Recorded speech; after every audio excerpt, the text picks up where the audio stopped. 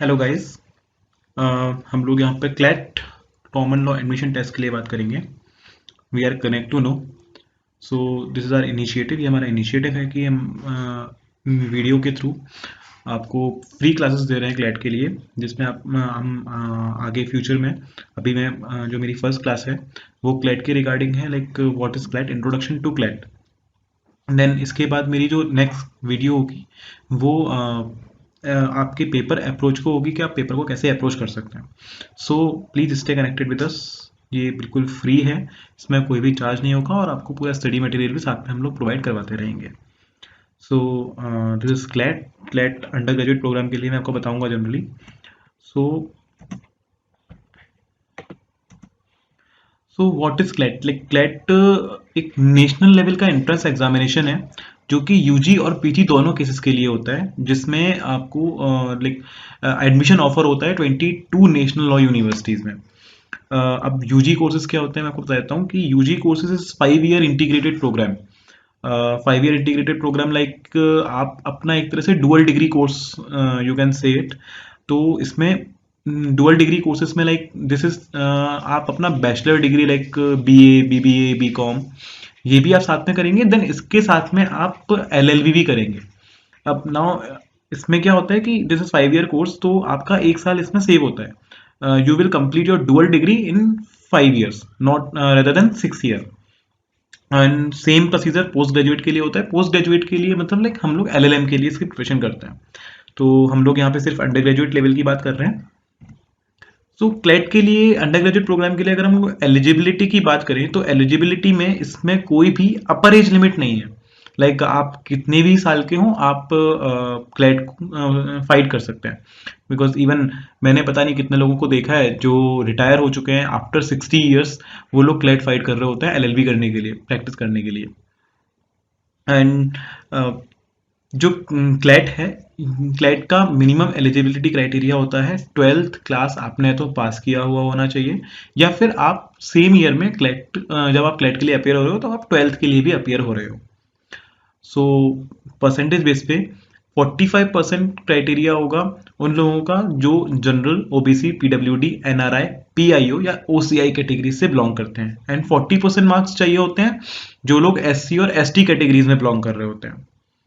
Third fourth चीज, at the time of admission आपको अपना रिजल्ट शो करना होता है जब आप क्लैट के लिए एडमिशन करवा रहे होते हो, और अगर आप ऐसा नहीं करते हैं तो आपका एडमिशन कैंसिल हो सकता है।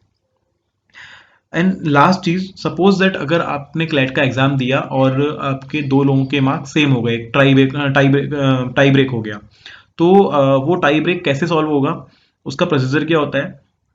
तो उसका प्रोसीजर ये होगा कि जो लोग जिन्होंने जिनके लीगल रीजनिंग जो सब्जेक्ट होगा आपका उसमें मार्क्स जिसी भी बंदे के जाता है, सपोज दैट ए और बी हैं और ए और बी में से ए के मार्क्स 166, बी के मार्क्स भी 166, सॉरी 140 एंड 140। तो सपोज दैट ए के लीगल रीजनिंग में मार्क्स हैं 40 और बी के लीगल रीजनिंग में मार्क्स हैं 39, तो ए को प्रेफरेंस दिया जाएगा रेदर देन बी। लेकिन अब सपोज दोनों के ही 40 आ गए तो देन दोनों की एज कैलकुलेट की जाएगी। अगर suppose that B is 23 years old and A is 22 year old तो बी को प्रेफरेंस मिलेगा। लेकिन अगर सपोज दैट दोनों की एज भी सेम है, now now computerise drop lots होगा, लाइक आपके लक के ऊपर डिपेंड होगा कि किसका नाम कंप्यूटर सजेस्ट कर पाता है। तो this is the basic eligibility criteria. Now हम सिलेबस इंट्रोडक्शन की बात करते हैं।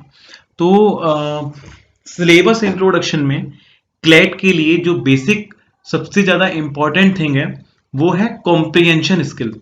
कॉम्प्रिहेंशन स्किल, मैं इसको बार बार आपको एम्फेसाइज करूंगा कि आपका कॉम्प्रिहेंशन स्किल बहुत अच्छा होना चाहिए। Comprehension skills related to language, आपका लैंग्वेज अंडरस्टैंडिंग काफी अच्छा होना चाहिए। मैं ये क्यों बोल रहा हूँ आगे आपको पता लगेगा, बिकॉज ये पूरा जो सिलेबस है क्लेट का, जितने भी इसमें 5 सब्जेक्ट्स हैं वो ऑलमोस्ट कॉम्प्रिहेंशन के ऊपर ही डिपेंड करते हैं। उसमें सिर्फ पैसेज आएगा, कॉम्प्रिहेंशन मतलब पैसेज, तो उसमें पैसेज ही आएगा, आपको पैसेज से ही पूरा क्वेश्चन सॉल्व करना है। तो उसको रीड करना, उसको पढ़ना, उसको समझना आपको बहुत अच्छे से आना चाहिए। सेकेंड चीज, आपकी रीजनिंग स्किल काफी अच्छी होनी चाहिए। दो सब्जेक्ट्स हैं आपके, legal reasoning and logical reasoning. दोनों का नाम रीजनिंग है। रीजनिंग क्यों? आपको सिचुएशंस दी जाएंगी, सिचुएशंस के अकॉर्डिंग आपको उसमें अपना फॉर्मूला फिट करना है कि कौन सी चीज बेटर है, कौन सी चीज नहीं है, या फिर आप उसमें जो एमसीक्यूज होते हैं उनको आपको सॉल्व करना पड़ेगा with your reasoning. Suppose that अगर हम लोग लीगल लॉजिकल रीजनिंग की बात करें तो कई सारे क्वेश्चंस होते हैं, रिलेशनशिप वाले क्वेश्चंस हो गए, डायरेक्शन वाले क्वेश्चन हो गए, तो आपको अपना माइंड अप्लाई करना है, रीजनिंग अप्लाई करनी है। सेम लीगल रीजनिंग में भी सेम चीज होती है। लीगल रीजनिंग में कोई केस दिया जाएगा, उस केस में एक अपनी रीजनिंग अप्लाई करवानी होती है कि इस केस में क्या होने वाला है, इस केस में क्या होने वाला है। थर्ड चीज, आपको जनरल नॉलेज बहुत अच्छी आपकी होनी चाहिए। करंट अफेयर्स आपके बहुत अच्छे होने चाहिए, जो रेगुलर वेज में चल रहा है वो आपको इंडिया से रिलेटेड और वर्ल्ड से रिलेटेड, दोनों से रिलेटेड काफी अच्छा होना चाहिए। तो दिस इज द सिलेबस। अब अगर हम लोग पूरे सिलेबस की ओवरव्यू की बात करें तो आपका जो यूजी क्लैट टेस्ट होता है वो 2 आवर्स का टेस्ट होता है। 150 मल्टीपल चॉइस क्वेश्चन होंगे। Each question will carry 1 mark. 0.25 negative marking होगी। और आपके जो सब्जेक्ट हैं ये 5 सब्जेक्ट्स में क्लैट के सिलेबस को डिवाइड किया हुआ है। First subject English language. English language इसलिए इसमें ग्रामर का पोर्शन नहीं होता है, ये कॉम्प्रिहेंशन बेस पे होता है, सारा कुछ कॉम्प्रिहेंशन में ही आएगा। आपको एक पैसेज दिया जाएगा, उस पैसेज को आपको सॉल्व करना है, उस पैसेज से रिलेटेड क्वेश्चंस होंगे, उस पैसेज से रिलेटेड ही आपसे क्वेश्चंस पूछे जाएंगे। वो पैसेज 12th स्टैंडर्ड तक का होगा। ये पहले पुराने अगर हम लोग सिस्टम की बात करें तो पुराने सिस्टम में लैंग्वेज और ग्रामर दोनों आता था। अब उसको हटा के वो 10th स्टैंडर्ड तक का होता था, अब उसको हटा के 12th स्टैंडर्ड तक का कर दिया गया है। सेकेंड चीज, करंट अफेयर्स और जनरल नॉलेज आपका काफी अच्छा होना चाहिए। इसमें मैं आपको आगे बताऊंगा कैसे अप्रोच होती है इस सब की। थर्ड इसमें लीगल रीजनिंग, फोर्थ है लॉजिकल रीजनिंग, और फिफ्थ है क्वांटिटेटिव टेक्निक्स। ये मैथ है, क्वांटिटेटिव टेक्निक पूरा मैथ है। ये 10th स्टैंडर्ड तक का होगा, ये 12th स्टैंडर्ड तक का नहीं होगा। और एक बात और, आपका ये जो सिलेबस है, पहले ये दोनों लैंग्वेजेस में होता था, इंग्लिश और हिंदी। आप सोच रहे होंगे मैं हिंदी में वीडियो बना रहा हूँ, बट हाँ, मेरा टारगेट वो स्टूडेंट्स भी हैं जो हिंदी मीडियम से हैं, बेसिकली वही स्टूडेंट्स, बिकॉज इंग्लिश और हिंदी अब बोर्ड इस पेपर में इंग्लिश लैंग्वेज को ही दिया गया है, हिंदी लैंग्वेज पेपर में खत्म कर दी गई है बिल्कुल। पहले ये पेपर दोनों लैंग्वेजेस में होता था, लेकिन अब ये पेपर सिर्फ और सिर्फ इंग्लिश लैंग्वेज में होगा। सो हिंदी मीडियम जो स्टूडेंट्स हैं उनके लिए थोड़ा टफ हो जाता है। तो हम लोग आगे इसको बहुत ईजी करवाएंगे, क्योंकि हमारा जो फोकस होता है इंग्लिश मीडियम स्टूडेंट्स तो ईजिली कॉम्प्रिहेंशन को पढ़ लेते हैं, लेकिन हिंदी मीडियम स्टूडेंट्स को पढ़ने में थोड़ी प्रॉब्लम होती है। तो मैं बार बार यही बोलूंगा, आपका कॉम्प्रिहेंशन पे कमांड बहुत अच्छा होना चाहिए। फिर अगर हम लोग सिलेबस की बात करें तो जो आपका फर्स्ट सब्जेक्ट है इंग्लिश लैंग्वेज। इंग्लिश लैंग्वेज में 450 वर्ड्स का एक पैसेज होगा, जो कि कॉन्टेम्प्रेरी और हिस्टोरिकल सिग्निफिकेंस से रिलेटेड हो सकता है। जो पैसेज है वो फिक्शनरी भी हो सकता है और नॉन फिक्शनरी राइटिंग पे भी हो सकता है। स्टैंडर्ड 12 तक का होगा। और अगर आपका स्पीड बहुत अच्छा है तो आपको हार्डली 5 to 7 मिनट्स लगेंगे उसको पढ़ने में और समझने में, बिकॉज इससे ऊपर आप एक पैसेज पे टाइम नहीं दे सकते हो। एग्जाम का टाइम बाउंडेशन बहुत ज़्यादा है। आप इस पैसेज के, बिकॉज पूरा एग्जाम कॉम्प्रिहेंशन बेस पे होगा, हर पैसेज को पढ़ने में टाइम जाता है, तो आपको हार्डली 5 मिनट्स, उससे भी कम टाइम इंग्लिश में लेके चलना पड़ेगा इंग्लिश की क्वेश्चन को सॉल्व करने के लिए। तो मैं वही बोल रहा हूँ कि आपका कॉम्प्रिहेंशन स्किल और लैंग्वेज पे कमांड काफ़ी अच्छा होना चाहिए, तभी आप इसको समझ पाओगे। अब थोड़ा सा एक बेसिक्स मैं ये आगे भी आपको बताऊंगा, नेक्स्ट वीडियो में मैं पूरा पूरा समझाऊंगा कि आपको पेपर कैसे सॉल्व करना है, पेपर को कैसे अटेम्प्ट करना है, स्टडी में आपका स्टडी टेक्निक क्या होनी चाहिए। फिर भी कुछ लिटिल स्टेप्स हैं आपको काम आएंगे इंग्लिश लैंग्वेज के पेपर को सॉल्व करने में। सबसे पहले जो कॉम्प्रिहेंशन है उसमें जो मेन पॉइंट डिस्कस किए हैं आपको वो समझने होंगे। उसमें कोई भी आर्ग्यूमेंट या कोई भी व्यू पॉइंट, किसी का कुछ स्टेबल पॉइंट दिया हुआ है, किसी का कोई सेइंग है, तो आपको वो कमांड पकड़नी पड़ेगी, जो इसमें आपको इंपॉर्टेंट लगे वो आपको समझना होगा। फर्स्ट रीडिंग जो आपकी होगी इस पैसेज को पढ़ने के लिए वो यही होगी कि आपको हैंड टू हैंड उसमें जो भी कॉम्प्रिहेंशन में जो भी आर्ग्यूमेंट्स दिए हुए हैं, जो भी व्यू पॉइंट है, आपको उनको मार्क करना है, समझते जो चलना है। सेकंड रीडिंग में आपको एक कंक्लूजन तैयार करना है। आपको एक उस पैसेज का कंक्लूजन तैयार करना है कि ये पैसेज बोलना क्या चाह रहा है, एंड देन उसको एक शॉर्ट में एक समरी तैयार करनी है 1/3।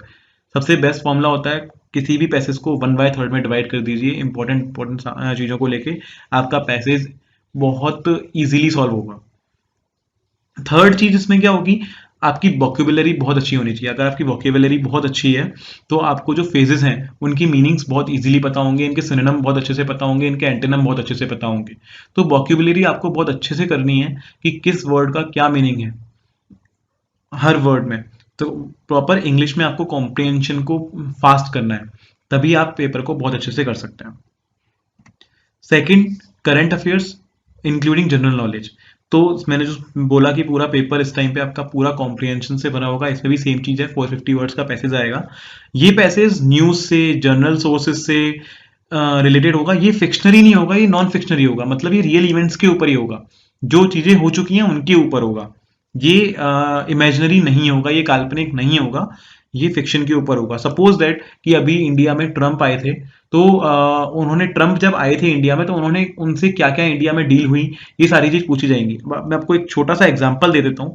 सपोज दैट कि ट्रम्प इंडिया आए, उन्होंने कुछ डील्स वगैरह करी, ये सारी चीज उसमें दी होंगी। अब सपोज दैट उसमें क्वेश्चन ऐसा नहीं दिया होगा कि ट्रम्प इंडिया में कब आए थे, कौन सी डेट में आए थे, तो ये चीज उस पैसेज में नहीं दी होनी चाहिए। ये आपको आपकी जनरल नॉलेज या करंट अफेयर्स से आपको पता होना चाहिए, आपको अवेयर होना पड़ेगा कि हाँ वो कब आए थे, और आप क्वेश्चन होगा आपको सॉल्व भी करना पड़ेगा। तो इट इज लाइक दिस कि जरूरी नहीं है उस पैसेज में ही पूरा आंसर दिया हुआ होगा। उस पैसेज, उस वो पैसेज सिर्फ आपको एक एक इवेंट याद दिलाने के लिए होगा कि हाँ ये इवेंट हुआ था, अब इसमें आपको क्या क्या होगा और क्या क्या हुआ है, ये आपको सब पता होना चाहिए। सेकंड चीज, उस पैसेज में लीगल फील्ड से रिलेटेड, लीगल नॉलेज से रिलेटेड भी चीजें हो सकती हैं।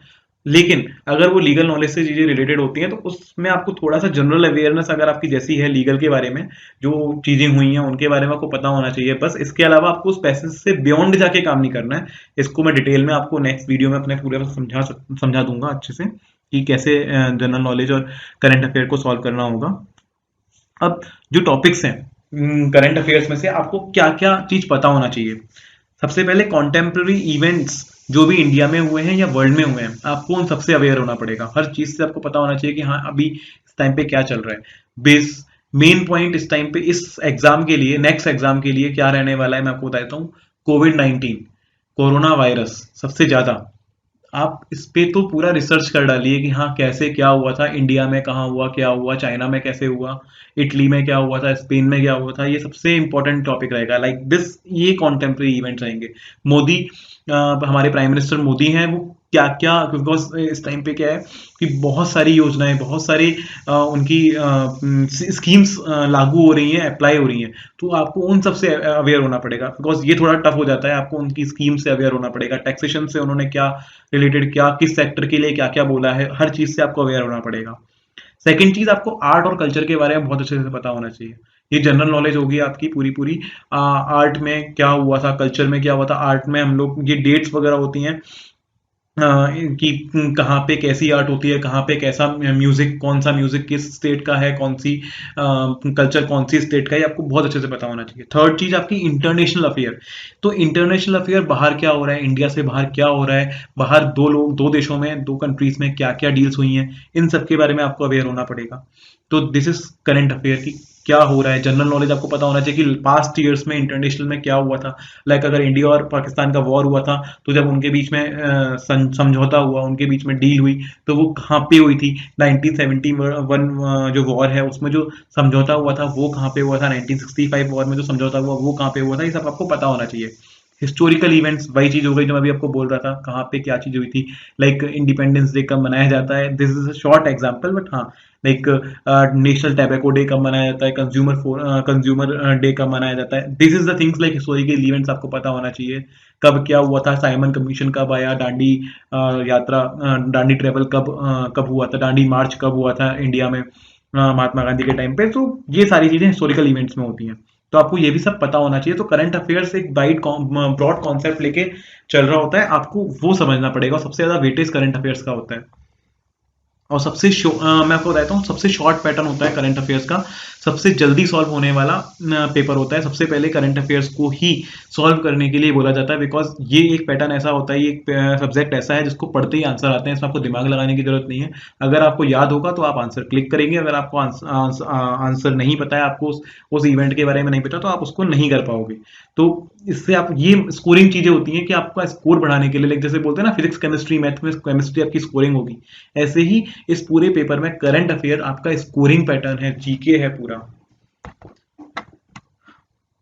Then legal reasoning third subject आपका, सेम चीज, इसमें भी 450 वर्ड का ही पैसेज आएगा।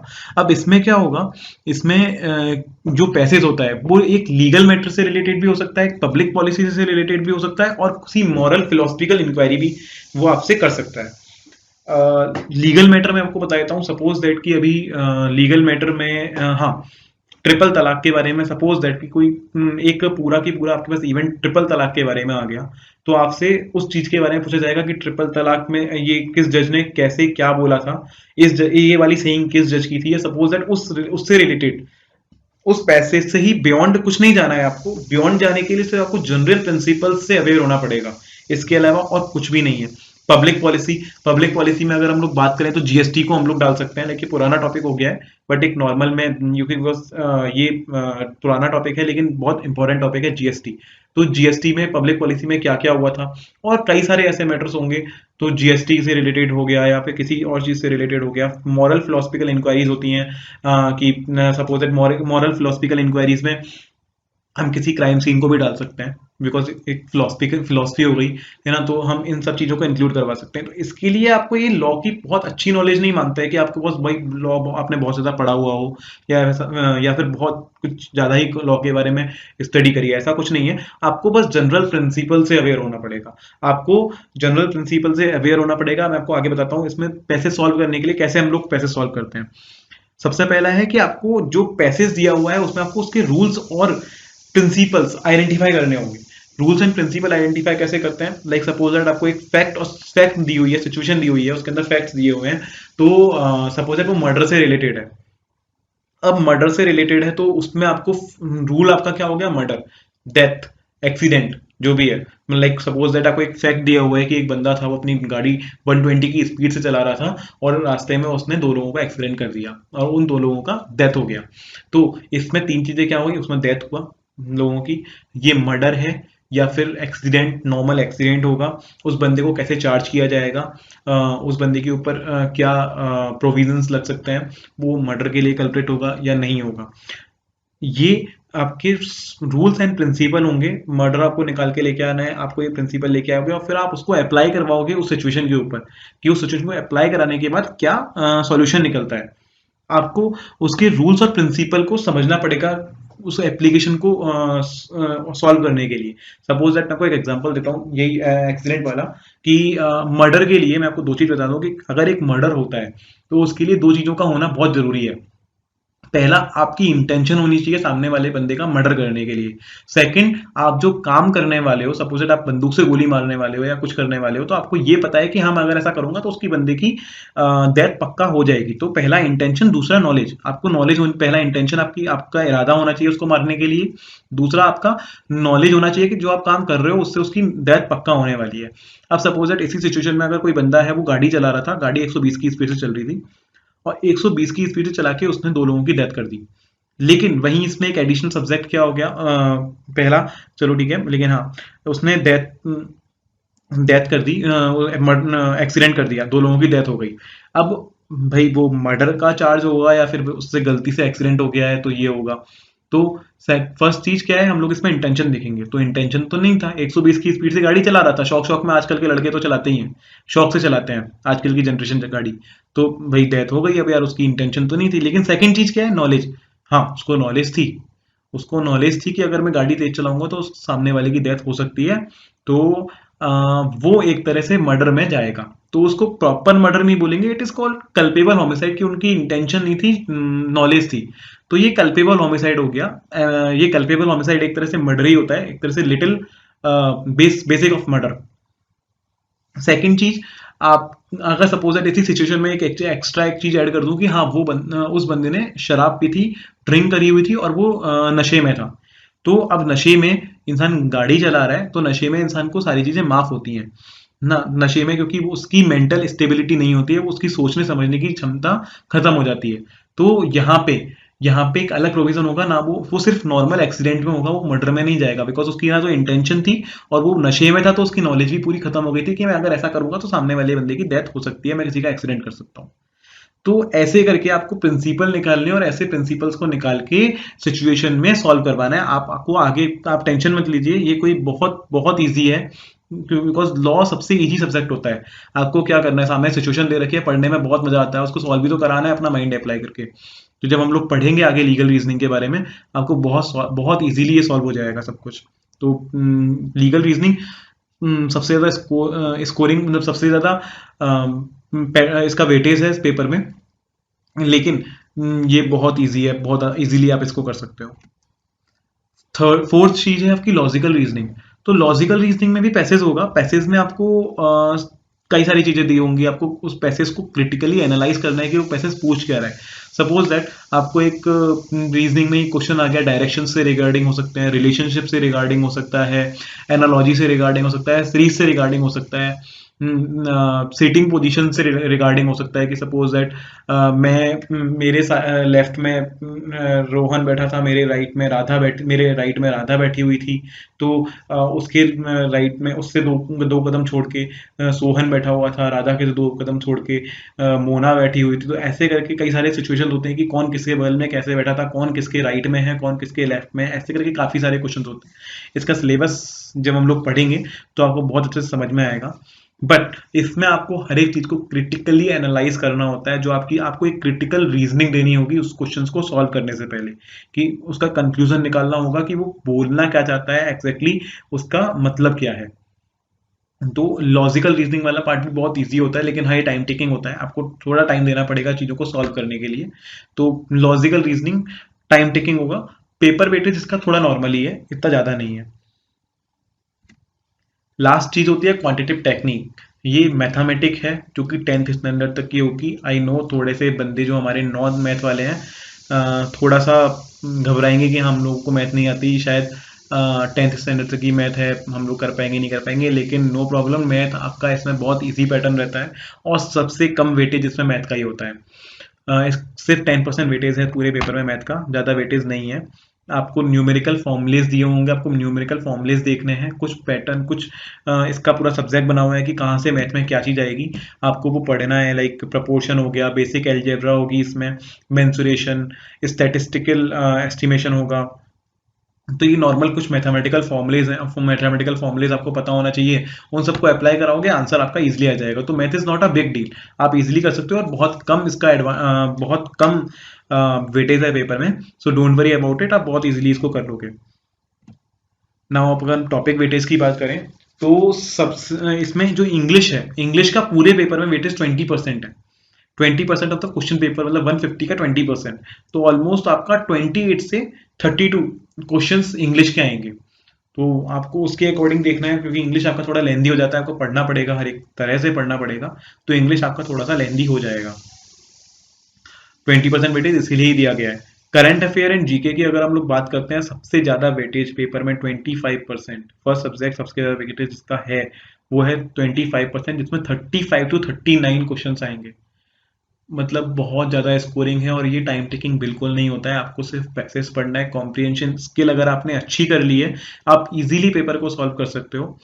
आपको 35 टू 39 क्वेश्चंस को सॉल्व करना है, वन क्लिक में आंसर, अगर आपको पता है तो वन क्लिक में सॉल्व होगा, अगर नहीं पता है तो वो टाइम टेकिंग हो जाएगा। तो आपको अपना करंट अफेयर बहुत अच्छे से हर एक चीज से आपको वाकिफ रहना है, हर एक चीज से आपको अवेयर रहना है, हर एक न्यूज में आपको अवेयर रहना है।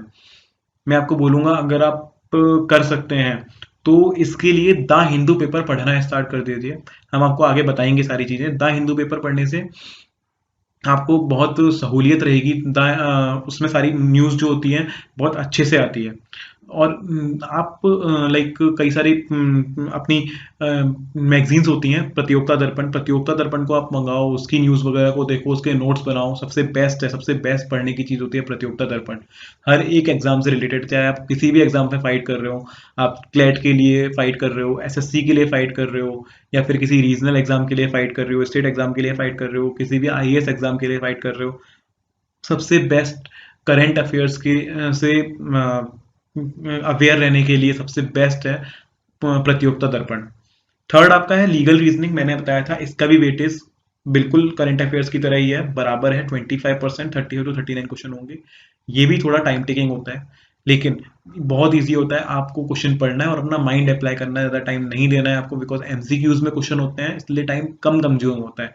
अगर वो एमसीक्यू में नहीं होते, ज़्यादा होता है, आपको लिखना पड़ रहा होता है तो टाइम लगता है, लेकिन आपको कोई प्रॉब्लम नहीं है इसमें, सिर्फ एमसीक्यू में क्वेश्चन है तो बहुत इजीली आप सॉल्व कर सकते हो। लॉजिकल रीजनिंग थोड़ा टाइम टेकिंग होता है, 20% वेटेज है इसका, 28 से 32 क्वेश्चन आएंगे, आपको सॉल्व करना है, आपको आपका माइंड थोड़ा सा, क्योंकि रीजनिंग, सिर्फ रीजनिंग के लिए मैं आपको बोलूंगा सिर्फ प्रैक्टिस, अगर आप प्रैक्टिस रीजनिंग की जितना करोगे उतना ही आपको रीजनिंग आएगा।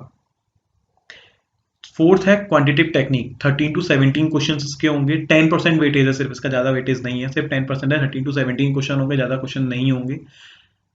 फिर ये मैं बोलूंगा आपको, मैथ की भी प्रैक्टिस आप जितना करोगे उतना ही आपके लिए अच्छा होगा। पूरा ओवरऑल आपको सिर्फ और सिर्फ रीडिंग की प्रैक्टिस करनी है और क्वेश्चन सॉल्व करने की प्रैक्टिस करनी है। प्रैक्टिस प्रैक्टिस प्रैक्टिस, मैं बार बार बोल रहा हूँ, प्रैक्टिस। जितना प्रैक्टिस करोगे उतना आप फास्ट हो जाओगे।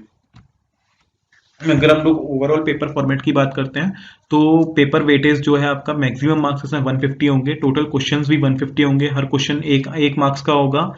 ड्यूरेशन 120 मिनट्स, 2 आवर्स, 2 घंटे की होगी। 150 पे 120 क्वेश्चन, 150 पे 120 क्वेश्चन होंगे। 0.25 नेगेटिव मार्किंग होगी आपकी, आपको 0.25 नेगेटिव मार्किंग होगी, मतलब एक तरह से ये हो गया कि अगर आपके 4 क्वेश्चन गलत होंगे तो आपका 1 नंबर कट जाएगा ओवरऑल पेपर में से।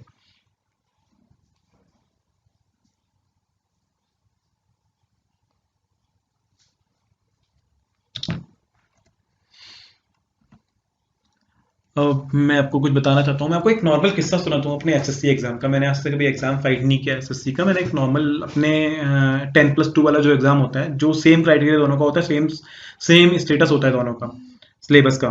तो इसमें मैंने एक बार क्या किया था कि मैंने नॉर्मल एग्जाम फाइट किया था, मैंने उसमें पढ़ाई नहीं करी थी, मैंने सिर्फ 20 या 25 डेज मैंने स्टडी करी थी। बहुत ईजी है, बिल्कुल सेम चीज सिलेबस होता है पूरा पूरा, बस एक उसमें लीगल रीजनिंग हट जाती है, वरना पूरा सेम होता है।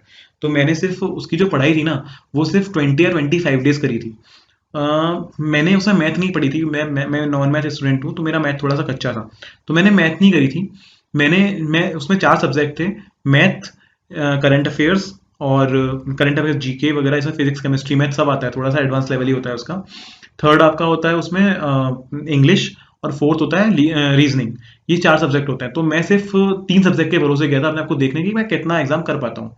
तो मैं एक तरह से 200 में से, मतलब हर पार्ट में 50 50 50 क्वेश्चन से 200 क्वेश्चन, तो मैं सिर्फ 150 क्वेश्चन के भरोसे गया था। यू वोंट बिलीव, मैंने सिर्फ प्रैक्टिस करी थी, मैंने सिर्फ ऑनलाइन टेस्ट दिए थे, मैंने कुछ पढ़ा नहीं, बुक में से कुछ नहीं किया, मैं सिर्फ प्रैक्टिस कर रहा था, सिर्फ ऑनलाइन टेस्ट दे रहा था, बिकॉज वो पेपर ऑनलाइन था। मैं सिर्फ ऑनलाइन टेस्ट देता गया। आप बिलीव नहीं करोगे, 25 डेज की इस प्रैक्टिस ने, सिर्फ मैंने प्रैक्टिस करी थी, इसके अलावा कुछ नहीं किया। 25 डेज की इस प्रैक्टिस में उसमें मैंने मैथ अटेम्प्ट बिल्कुल नहीं करी, मैथ के मैंने सिर्फ 2 से 3 क्वेश्चन अटेम्प्ट करे होंगे 50 में से। ये एग्जाम सिर्फ मैं अपने आप को देखने गया था कि मैं कर पाता हूँ कि नहीं कर पाता हूँ। 150 मार्क्स में से I got 101 marks on behalf of these 3 subjects, reasoning, English and current affairs. उन तीनों में से मैंने 150 में से 101 मार्क्स गेन किए थे।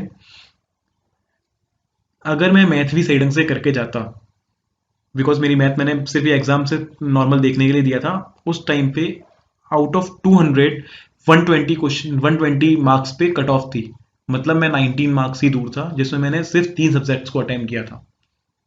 सो ये जो चीजें होती हैं बहुत इजी होती है, मैं यही बता रहा हूँ आपको, बहुत इजी पेपर होता है, बहुत इजीली आप सारा कुछ कर सकते हो। So don't hesitate, don't panic, आप बहुत अच्छे से कर जाओगे। आपके पास, अगर आप 11th में हो तो 2 साल है, और अगर 12th में हो तो 1 साल है। मैं आपको बोल रहा हूँ, अगर आप 11th में हो तो आप अभी करंट अफेयर्स की तैयारी मत करो, आप बाकी के सब्जेक्ट्स को, आपके पास तो बहुत टाइम है, आप मैथ को प्रैक्टिस करो, आप रीजनिंग को प्रैक्टिस करो, लीगल रीजनिंग को समझने की कोशिश करो और इंग्लिश पे प्रैक्टिस करो। करंट अफेयर्स को अभी मत देखो। करंट अफेयर्स को देखने का टाइम आपके पास जब आपका 12th स्टार्ट हो जाएगा तब है। सपोज अगर आप 11th स्टार्ट करने वाले हो तो, और अगर आप 12th स्टार्ट कर चुके हो तो करंट अफेयर्स को देखना स्टार्ट कर दो, क्योंकि बिकॉज इसका जो पैटर्न होता है, सपोज अगर मई में एग्जाम होता है तो आपका जो पैटर्न होता है वो मई में एग्जाम होता है हमेशा, तो जून से और मई तक का जो कुछ भी हुआ है, जून से और अप्रैल तक का जो कुछ भी हुआ है अप्रैल तक का, वो आपका पूरा पेपर पैटर्न होता है। उस बीच के जितने भी सिनारियोज हुए हैं उनसे रिलेटेड क्वेश्चंस आते हैं। तो ये हमारा पूरा फॉर्मेट रहेगा पेपर का। अब इफ अगर आपको कुछ क्वेरी होती है वीडियोस के रिगार्डिंग, तो आप हमारी ईमेल आईडी पे हमें लिख सकते हैं, हमें पिंग कर सकते हैं ckconnectuno@gmail.com। सेकंड है, आप हमें हैंगआउट भी सेम मेल आईडी पे कर सकते हैं। थर्ड है, आपके जितने भी आंसर्स होंगे, जो जो भी आपकी क्वेरीज होंगी, वो हम आपको नेक्स्ट वीडियो में एक क्वेरी सेशन हम लोग पहले ही टाइम के अकॉर्डिंग, जितना भी टाइम के अकॉर्डिंग होगा उसके टाइम के अकॉर्डिंग, उस टाइम अकॉर्डिंग हम लोग एक वीडियो सेशन क्वेरी सेशन रखेंगे।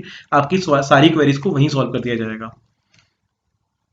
थर्ड फोर्थ चीज, अगर कोई क्वेरी ऐसी है जो पर्सनली सॉल्व होने वाली है तो हम आपको पर्सनली मेल करके उस क्वेरी को सॉल्व कर देंगे। हम वीडियो में उस चीज को नहीं लेके आएंगे, हम सीधा ही आपकी क्वेरी को वहीं पे सॉल्व कर देंगे आपको पर्सनली मेल करके। फोर्थ चीज, जब भी आप अगर हमें कोई क्वेरी करें तो अपना व्हाट्सएप नंबर साथ में दें। व्हाट्सएप नंबर और अपना नाम हमें साथ में लिख के भेजें, बिकॉज हम लोग आगे जाके व्हाट्सएप के पेजेस, व्हाट्सएप का ग्रुप बनाएंगे जिसमें हम सारा स्टडी मटेरियल अपलोड करेंगे। So please provide your WhatsApp and name, WhatsApp number and name. Fourth चीज, लास्ट चीज है, आप प्लीज कमेंट सेक्शन में कोई भी क्वेरी ना पूछें। मैं कमेंट सेक्शन को जहां तक है बंद रखूंगा, बिकॉज कमेंट सेक्शन थोड़ा सा एक्स्ट्रा हो जाता है, उसमें काफी सारी नेगेटिव चीजें भी कई बार लोग पूछ लेते हैं। तो मैं वही कि कमेंट सेक्शन में अगर आप क्वेरी करते भी हैं तो मैं उसको नहीं, हम लोग उसको नहीं देखने वाले हैं। तो कमेंट सेक्शन की कोई भी क्वेरी आपकी एंटरटेन नहीं होगी। सेकंड वीडियो हम लोग लेके आने वाले हैं आपकी प्रिपरेशन स्ट्रेटजीज के ऊपर, और आप पेपर को कैसे सॉल्व करोगे, क्वेश्चन पेपर को उस अप्रोच को लेकर हम सेकंड वीडियो लेके आएंगे। प्लीज अपडेट रहना। प्लीज आप इसको लाइक कीजिएगा, सब्सक्राइब कीजिएगा और शेयर कीजिएगा। और सही बात है, अभ्यास और विश्वास सफलता के दो तत्व हैं। प्रैक्टिस एंड बिलीफ, मैंने पहले भी बोला था, प्रैक्टिस, आप प्रैक्टिस करिए, बार बार प्रैक्टिस करते रहिए और हम पर बिलीफ रखिए। अगर आप सच्ची में हम पे ट्रस्ट करेंगे, बिलीफ रखेंगे, आप पक्का ही सक्सेस को अप्रोच कर पाओगे। बिलीव करिए, प्रैक्टिस करते रहिए, you will get success. Please इस वीडियो को लाइक कीजिएगा, शेयर कीजिएगा, सब्सक्राइब कीजिएगा। ये फ्री है, आपके लिए फ्री एजुकेशन है वीडियो पे। आप जितना इसको सब्सक्राइब करेंगे उतना ही हमें भी मोटिवेशन मिलेगा, जितना आप शेयर करेंगे लोगों से, जितने स्टूडेंट्स हमसे जुड़ेंगे उतना ही हमको मोटिवेशन मिलेगा, हम उतने ही अच्छे से वीडियोस को बनाएंगे। अगर आप कम लोग हम हमारे पास आते हैं, हम लोग वीडियो बनाना रखेंगे हमारा जारी, बट फिर भी हमें मोटिवेशन उतना नहीं मिलेगा जितना और लोग हमारे, जितना व्यूअर्स ज्यादा आएंगे उतना मोटिवेशन हमें मिलेगा। तो प्लीज आप मोटिवेशन हमें देने के लिए और अपने आप को मोटिवेट रखने के लिए वीडियो को शेयर कीजिए। जितनी जैसे ज्यादा लोग जुड़ सकें उतने ज्यादा लोग जुड़ेंगे। प्लीज लाइक कीजिएगा और कोई भी क्वेरी हो आप हमसे डायरेक्ट मेल के थ्रू रीच करिएगा। Thank you for watching. Stay connected, connect to no.